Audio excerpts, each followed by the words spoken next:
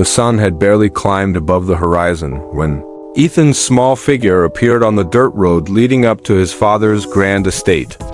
Two battered brown suitcases hung heavy in his tiny hands, each step kicking up dust that clung to his knees and elbows. Despite the chill morning air, sweat beaded on his brow as he imagined the moment his father's dark sedan would pull into view. Would it surprise him enough? Would he still smile? Ethan paused at the bottom of the gravel drive, inhaling deeply. The sprawling lawn was dew-soaked, grass blades dancing under the rising sun. He tucked a loose strand of hair behind his ear, squared his shoulders, and picked his way across the grass, each footfall lighter than the weight on his heart. But as Ethan reached the threshold of the massive wooden porch, hope wavered. The door swung open, and a woman he barely knew stepped out.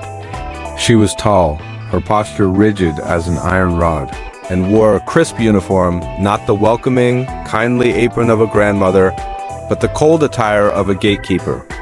Her lips pressed into a thin line, and her eyes narrowed at the sight of him. "What are you doing here?" she demanded, voice sharper than the edge of a knife. Ethan's voice shook. "I'm here to see my father, please." I wanted to surprise him. He raised his suitcases slightly, as though he could brace against her disapproval. The woman's lip curled. "Your father left on a business trip nearly a month ago. I have no orders to receive unexpected guests, especially children dragging dirt onto my floors. You're not welcome here." The words cut into Ethan's chest. He glanced back at the house, imagining the laughter that once greeted him, the stories his father told of distant cities and bright lights. "But this is his house too," he whispered, voice cracking. A bitter laugh escaped the woman's throat. "His house, yes. But you're just a reminder of complications I don't need. Filthy, like your late mother. Go back to your grandmother where you belong." Ethan's small knuckles tightened around the suitcase handles. His tears fell, dropping onto the grass in silent pleas. "I'm sorry," he tried again. "I won't stay long. I'll just wait in his study." But the woman turned away, her back a barricade of ice. With no more words left, Ethan turned, loathing every scraped knee and dusty shirt, and began the long walk back down the drive. Each step felt like a betrayal of the boy's own hope. Hours later, a sleek black car rounded the bend, gravel crunching under the tires. Marcus, a figure of power and grace, a millionaire whose name echoed in boardrooms and business circles, leaned forward, peering through the windshield. He had cut his trip short at the last call from his chauffeur. There had been a time when his first thought upon returning would have been the summit he was to address that afternoon. Today, that summit paled against the anticipation of seeing his son. But confusion replaced excitement as he spotted Ethan's trembling silhouette at the edge of the lawn. He slammed the brakes. The car shuddered and came to a halt. Ethan froze, suitcase in hand. His tear-streaked face lifted, eyes wide and uncomprehending. "Daddy?" Marcus's heart lurched. He sprang from the vehicle, tailored suit ripping slightly at the shoulder. "Ethan!" He roared, voice a mix of relief and anger. The woman on the porch stiffened, mouth opening and closing like a fish out of water. Ethan's voice was small. "She said you didn't want me, that I had to leave." Rage like wildfire erupted in Marcus's chest. He stormed forward, each stride erasing the distance between the injustices his son bore and the protection he now vowed to provide. "Marcus," the woman stammered. Silence. His roar shook the branches overhead. "You will never speak to my son that way again." She paled, stepping back. Marcus's gaze turned to Ethan, softer now.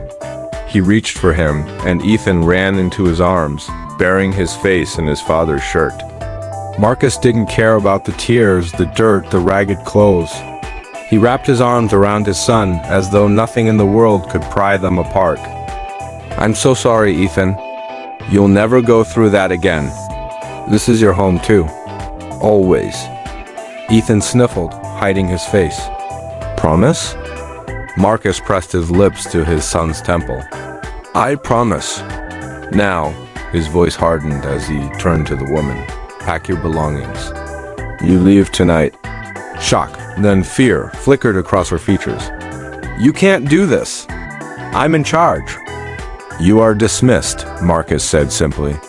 And if I hear another word out of you, I will ensure you're the one packing for good. The woman scrambled inside, and Marcus carried Ethan toward the wide entrance of the house. As they crossed the threshold, James, the chauffeur, emerged. Sir, I wanted to stand up for him, but she threatened to fire me. Marcus placed a firm hand on James's shoulder. You did right by my son. You'll not be punished. Now, take yourself to the kitchen and find Ethan some warm clothing. Later that evening, flames danced in the grand fireplace as Ethan sat curled in a plush armchair, a patchwork blanket around his shoulders. Hot cocoa steamed in his small hands.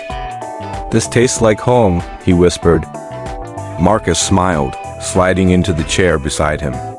He drew the boy's legs onto his lap and brushed a stubborn smear of dirt from Ethan's knuckles. Tomorrow we'll repaint your room, bring in your favorite toys, and maybe even bake cookies. Just you and me. Ethan's eyes brightened through exhaustion. Can we read the story you used to tell? The one about the lion who found his roar? Every night, Marcus replied, reaching for the worn leather book on the mantel. He opened it and began to read, voice soft yet triumphant.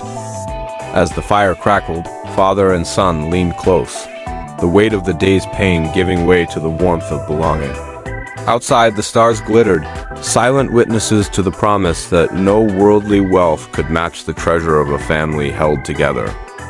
And as Marcus whispered the final words of the lion's tale, Ethan's breathing deepened, and the boy who had danced with shadows of rejection found the light of home once more. Tomorrow, they would begin to heal. Today, they simply rested in the knowledge that love's embrace would never let them go.